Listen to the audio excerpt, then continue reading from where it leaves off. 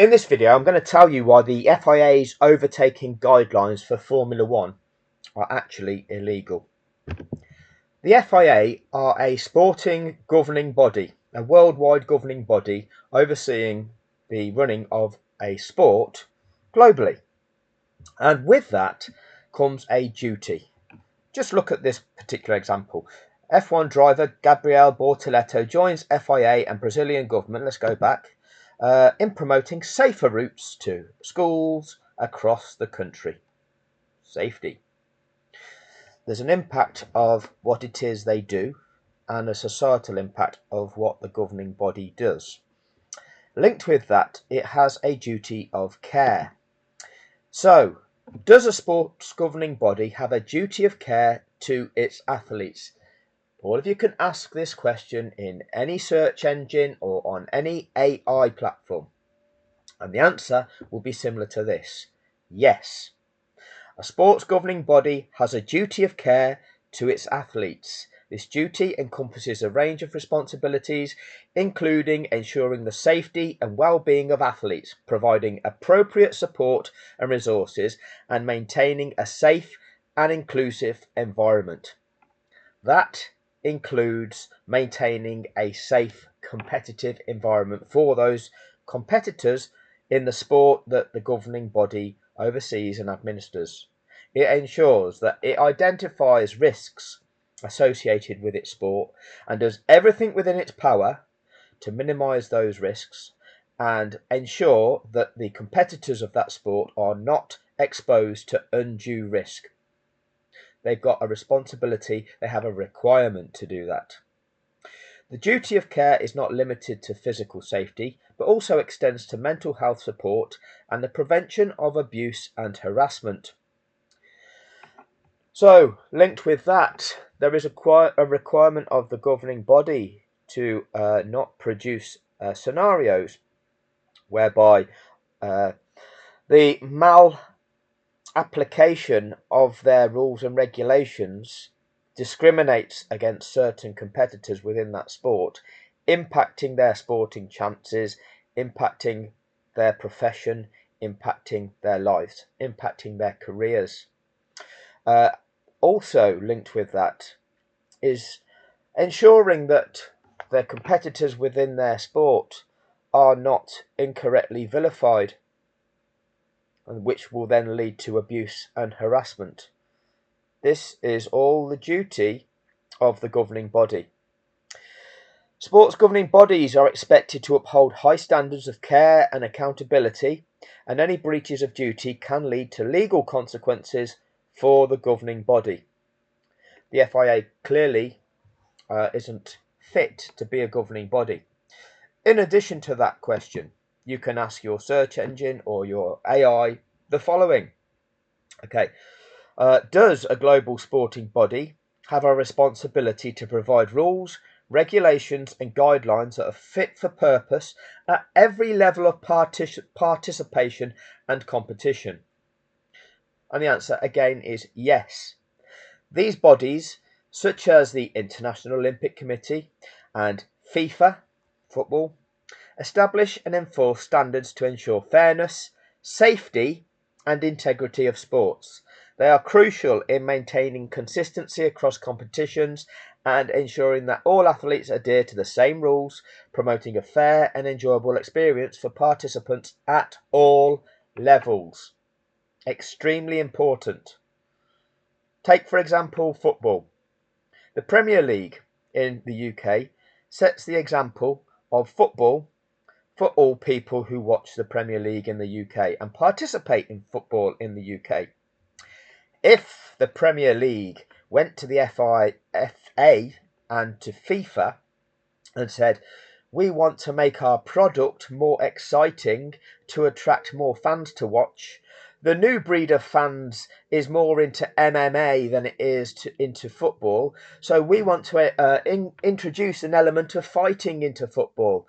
We would like to introduce the notion of the kind of challenges that we saw in the 60s, the 70s and the 80s, where players can literally just chop through each other's legs, risking leg breaks. The FAA have a duty. FIFA have a duty to say no. No Premier League. It's not about you creating excitement to satisfy the baying fans. It is, and to generate excitement in your show.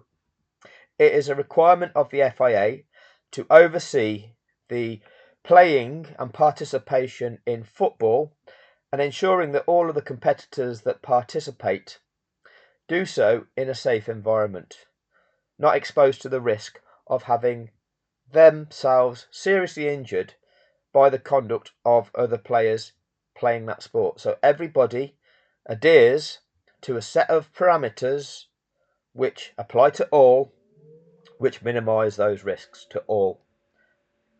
We cannot have it that the kind of challenges we once saw happen in parks football every weekend. Our hospitals will be full of people with broken limbs. Some may suffer life-changing injuries as a result of it. It's a governing body's responsibility to ensure that that doesn't happen and that the message is transferred to all participants about how it is you go about participating in their sport. The FIA has a requirement to do so. What it does, though, is something completely different.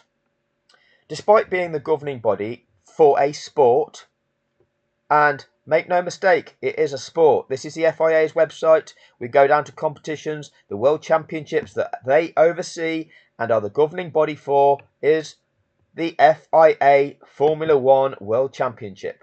So, despite Formula One wanting to tell everybody, well, we see it now more as entertainment, everybody, as their way of trying to worm their way out of sporting accountability. Oh, it's just like wrestling. It's not really a sport. No, it's here. It is promoted as, it is sold as, it is defined as being a sport. Therefore, you have a requirement relative to what governs sport globally. A legal requirement. Now, obviously, there will be the lawyers who have no integrity but will take money to engage in an argument to absolve the FIA and Formula One of consequences for their malpractice.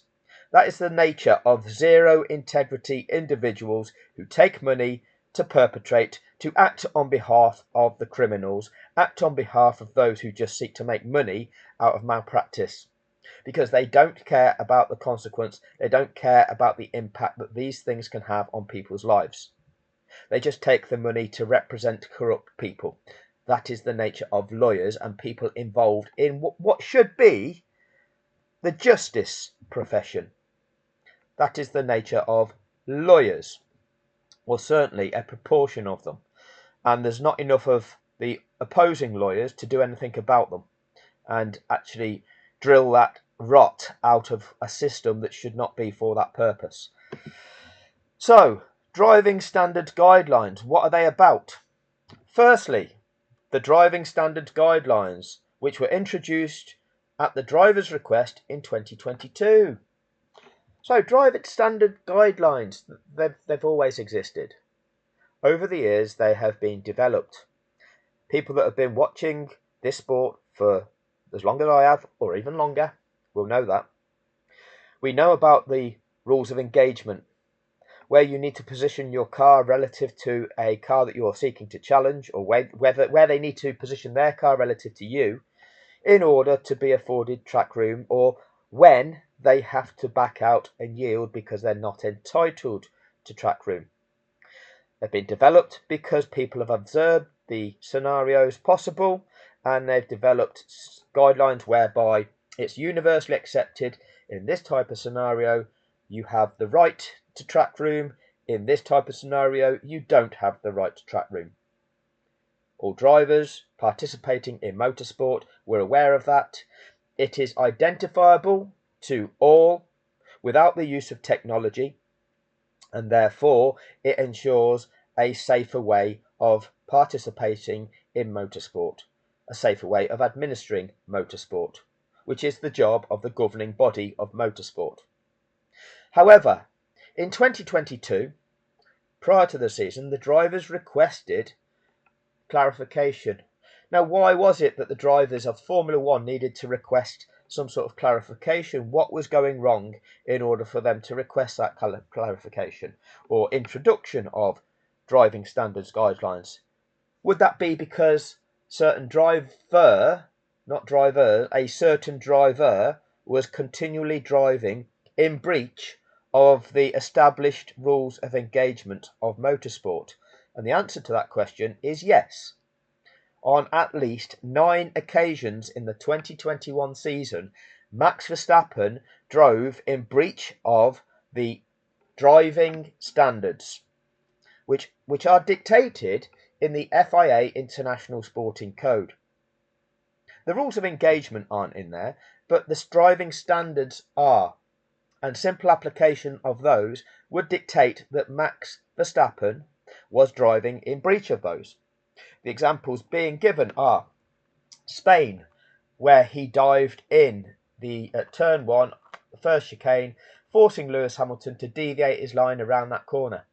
Dived in from a position where he was not entitled to track room. Imola forced Lewis Hamilton off the track at chicane when Lewis Hamilton was seeking to overtake around the outside, having earned the right to track room on exit of that corner. Great Britain, Silverstone, Max Verstappen cut across the line that Lewis Hamilton was on, causing the collision between those two drivers. Lewis Hamilton was vilified for that incident. The governing body, rather than clarify to the watching world who was at fault, rather than media clarify to the watching world who was at fault, by demonstrating what needed to happen between the two cars, they penalised Lewis Hamilton.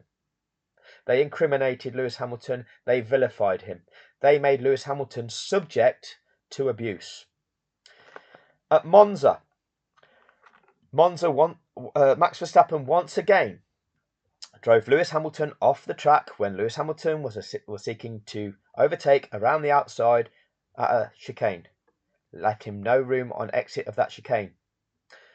Later in that race, Max Verstappen himself sought to try to make an overtake around the outside of the chicane, having not been in a position to be afforded track room.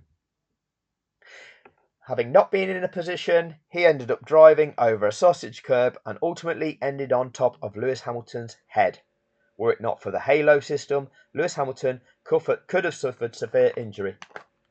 At Brazil 2021, Max Verstappen drove Lewis Hamilton clear off the track, leaving the track himself with a car on his outside to ensure that that car was not going to overtake him.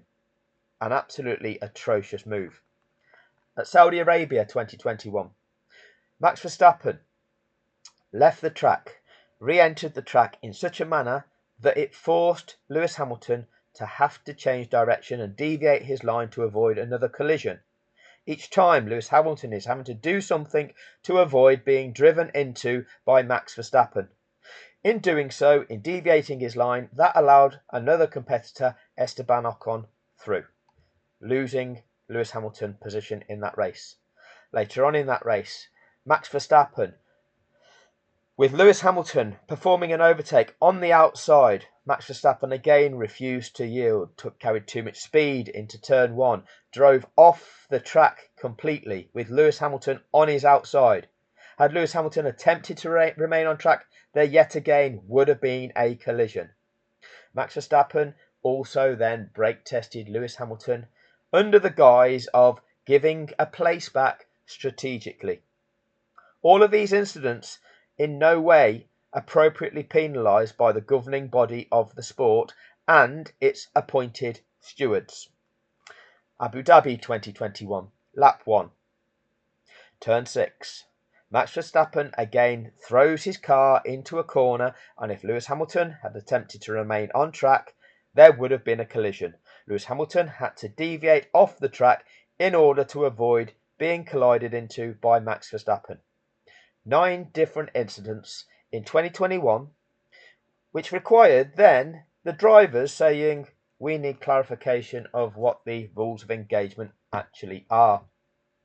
So what the governing body, combined with Formula One, introduced was this now new set of guidelines. Max Verstappen rules, everybody. They kept them secret. They kept them secret from us for at least 2 years. They lied to us in the media. You had Karun Chandok telling you that nowhere in these secret guidelines does it say that going into a corner, the car on the inside has to remain on the track on the exit of that corner. Meaning, as long as you're winning the race to that corner, if you're the car on the inside, when you exit that corner, you can drive off the track and drive the other car off the track, like Max Verstappen did in Brazil. That's how they try to tell us that these new guidelines are acceptable. We'll go through a few now. This document here. So this is the Driving Standards Guidelines. And make a note here, it says FIA Formula One. These guidelines, they're not just appropriate to say, well, these are the guidelines for Formula One, but in any other form of motorsport, they don't apply. No. Formula One is the pinnacle of motorsport, so we are told. Formula One sets the example to all aspiring athletes who seek to engage in motor racing. They will seek to copy what they see in Formula One. When they begin in karting, when they then pursue a career in single-seat racing, they will look to Formula One as the example. You cannot have a different set of driving rules for one of your sports that you oversee, when that falls under the guise of motorsport. These rules, in addition to the fact that you have to apply a set of rules and regulations that apply to participation at all levels of that sport, you have a duty of care to the athletes. You have a duty of care for their safety. These guidelines do not ensure a safe, competitive environment for those athletes. They are open to abuse, endangering the athletes if certain drivers choose to drive a certain car a certain way. And if you don't dive out of the way of them, you end up in a collision, which you do not know the consequence of. So, this is a fraudulent set of documents that is in breach of laws. Now, there will be a lawyer that will tell you which book and which number and which page a certain law has been written and how that gets interpreted and whether a judge should interpret it this way. And that's where we get a 3-year argument. Or you can simply decide for yourself what's right and what's wrong. And if you remove agenda, if you remove your personal feelings and just say, is it right? Is it wrong? Would I like a child of mine to be engaging in a sport where they are subjected to such danger that they may suffer life-changing injuries due to the conduct of somebody else?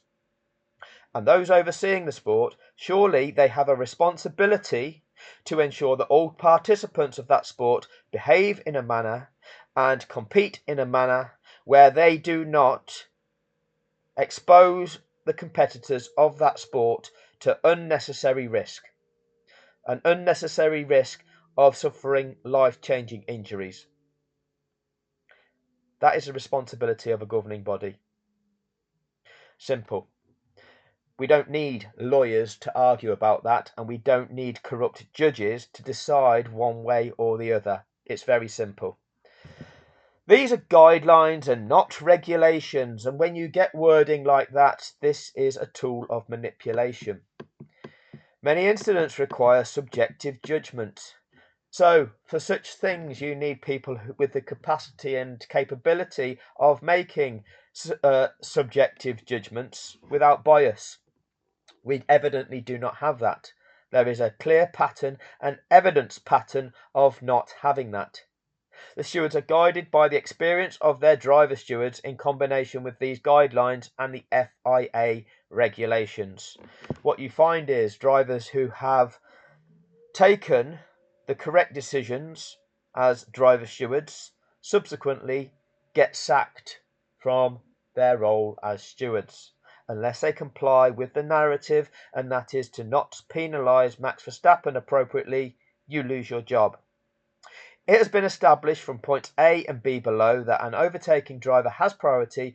It is the responsibility of the defending driver to avoid a collision or forcing off the overtaking driver. It's the responsibility of both drivers to not force each other off. You are both competing. You should not be forcing anybody anywhere. Based on the locations of your vehicles at certain points, you have a certain right to a certain area of the track, but you should not be forcing anybody off. Some tracks are bound by barriers. If you attempt to force somebody, you are forcing them into the barriers, forcing them into a crash. That is disgusting. Attention is also drawn to the important note in point F on page 3 for defending drivers who leave the track whilst defending position. Let's just go and have a look at A and B though. To be entitled to be given room when overtaking on the inside, the overtaking car must have its front axle at least alongside the mirror of the other car prior to and at the apex. So, you are travelling, competing with a car, you are trying to perform an overtake, going up the inside into a corner. You have achieved a position whereby your front axle is at least alongside the mirror of the other car prior to that apex. You've achieved that. This is an arbitrary position. It is not defined here. A random position, which demonstrates just how this is open to manipulation. Whose decision is it as to what qualifies as having the position at which you have your front axle at least alongside the mirror? Is it 100 meters back from the corner? Is it 50 meters back from the corner? Is it 25 meters back from the corner? At what point is the point where that condition has to be met? It does not state that, demonstrating that these are just open to manipulation. Now, it says prior to and at the apex. So, heading towards that corner, there are two cars and they are side by side. Now, on the way to that apex, what if that car on the outside doesn't leave a car's width to that apex? You are alongside that opponent, but it cuts over towards the apex, not leaving you a car's width. So you don't even arrive at the apex because the car on your outside that you're seeking to overtake cuts into your line. Where can you go? Oh, the guidelines say the rule is just that you have to have your front axle alongside their mirror at the apex. What about the condition I've just described? Two cars competing. The car on the outside, the lead car that is being challenged, rather than recognise that it has a car on its inside that is challenging it, it cuts across into the line of that car to mean that at the apex there is no track room for that contesting car. Therefore, unless the car on the inside backs out, there is bound to be a collision. What do these guidelines do when you apply that scenario? Nothing. Were the stewards at the Brazilian Grand Prix able to identify that? What does that demonstrate about the stewards? They're not fit for purpose. They're not capable of passing judgment on a scenario. They are manipulators, arbitrarily applying a penalty to whoever they choose to give that penalty to, randomly picking and choosing which elements of this they want to ground their decision on without the application of the true context of the situation. Be driven in a fully controlled manner, particularly from entry to apex, and not have dived in. Well, what about the car being overtaken? Does that have to be driven in a fully controlled manner, particularly from entry to apex, and not have dived in? What if the car being overtaken dives across into the line of the other car? These guidelines, we're starting to realise that they're not fit for purpose, are they? What about if the car on the inside appears to be in control going into the apex, but having arrived at that apex at so much speed, they're travelling so fast that having passed the apex, they cannot keep their car on the track and go off the track on the other side.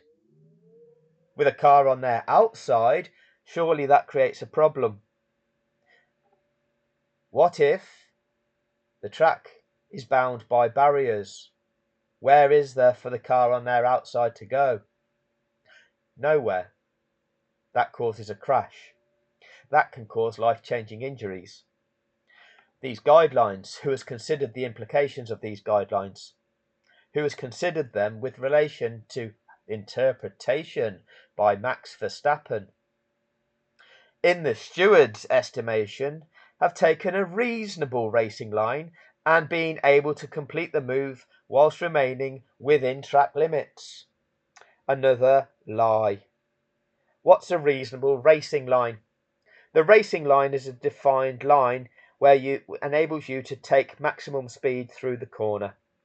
That usually consists of being wide on entry to a corner, cutting across to the curbing at the inner part of the corner, the apex of the corner, and the speed that you carry then carries you out wide on exit of the corner. That's normal. Obviously, if it's a complex of corners or chicane, you wouldn't want to go fully wide because that compromises your line into the next corner. Hopefully you follow that. But that would be the notion of a racing line. When you are wheel-to-wheel racing side by side with another car, neither car can be on that racing line.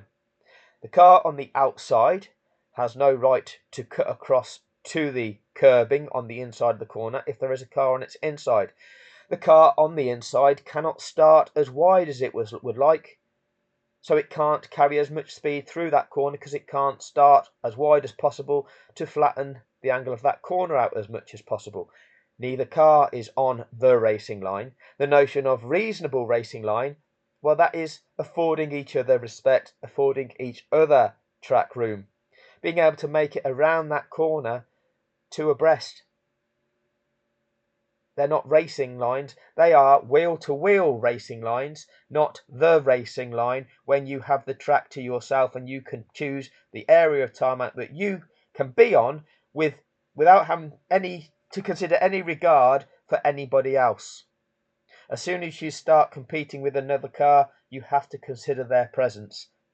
That their presence and their eligibility to be afforded track room is determined by their location when at certain positions, and that has to be, as it always was, the braking zone to a corner. At the braking zone to a corner, the drivers are making assessment of their eligibility to racing room around a corner. If they're eligible, then they have to, well, whether or not they're eligible, they have to decelerate their car to a speed which enables them to make the corner. That is going to be dependent on the line that they're entitled to take around that corner. If they're on the racing line, they will be able to take the maximal speed through that corner, decelerating the least. When they're not on the racing line, that has to change. They have to decelerate more. The tighter you take that corner, the more you have to decelerate in order to make it around that corner and still remain within track limits. If you have to afford the other car track room on your outside, you not only have to stay within track limits, you have to stay within track limits and leave at least a car's width on your outside on exit of the corner for the other car.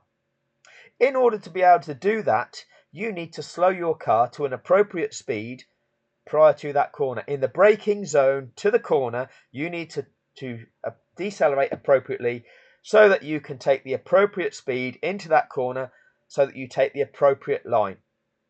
You earn the right to that by the location of your car relative to the other car in that braking zone, and that is where you determine eligibility. If you've not fulfilled the requirement, you have to back out. It is your responsibility to acknowledge that you have not earned the right to that position, and therefore you have to back out of that maneuver. The other car has entitlement to racing line, to that area of track, not you. They are the rules of engagement. They ensure a safer racing environment for all competitors. This notion of being halfway alongside the person that you are seeking to overtake when you are on their inside is a condition that is relatively easy to identify for all competitors and for all spectators and for all officials of the sport. It is possible to determine that condition with the naked eye, without the use of technology, therefore enabling this condition, this set of parameters, to be applied at all levels of motorsport. If you're introducing something that requires the use of technology, a snapshot taken in a dynamic situation that is being carried out at high speed, that regulation, that guideline is not fit for purpose. The assessment criteria has to be an assessment that is possible to be carried out in a dynamic situation and where each of the competitors involved is able to come to the same conclusion without the need of technology and without the need of scrutiny using a still of the situation to determine the right. It is not fit for purpose. It is categorically wrong. And here is the final example that I'm going to use in this video. At the Brazilian Grand Prix, in the event decisions made by the stewards, this was issued in one of the documents after the Grand Prix itself, which was an amendment to the sprint race, and that was causing a collision in the sprint. And the description is this: video evidence from circuit cameras and onboard footage did not clearly establish whether the front axle of car 30 was at least momentarily alongside the rear view mirror of car 87 prior to the apex, let alone whether this overlap was maintained at the apex, as would be required under the driving standards guidelines for an overtaking car on the inside to be entitled to racing room. So, in what is the pinnacle of the sport, where they do have cameras covering the entire track, their video evidence could not identify whether their criteria had been met. Therefore, if you cannot evidence it, your regulation isn't fit for purpose. If it cannot be observed with the naked eye, for people to judge in real time, for the drivers to acknowledge in real time, so that they're making their assessment, they're making their decision in real time whilst they're competing, then those guidelines are not fit for purpose. They are a facade. They are a tool of manipulation, a tool to vilify certain drivers, to hang decisions on, to vilify and penalise certain drivers, whilst excusing others from consequence due to a corrupt application of those guidelines, to absolve certain people from consequence. That is the true reality of what they are. They are introduced and administered by the governing body of the sport. What they have done is a breach of a duty of care to the competitors of the sport, and that will have legal consequences. Thank you for your time.